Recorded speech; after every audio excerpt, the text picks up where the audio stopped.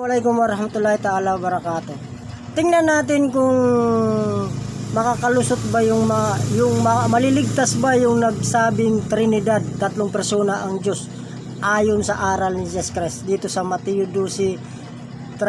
Sinabi ni Jesus Christ dito, tandaan ninyo, sa araw ng paghukom, pananagutan ng tao ang bawat walang kabuluhang salitang sinabi niya, papawalang sala o paparusahan batay sa iyong mga salita. Ngayon, mabuti na lang kaming mga Muslim na nagbalik Islam kasi nakapag kalimatul la ilaha illallah. Nakapagsalita na kami ng mabuting salita na wala nang ibang tunay na Diyos na dapat sambahin malibang ka Allah. Yung nag-iisang Diyos lamang na nagsugo o nagturo doon sa Ten Commandments na huwag kang magkakaroon ng ibang Diyos liban sa akin. Kaya, yung nagsabing Trinidad, tatlong persona ng Diyos ay hindi maliligtas.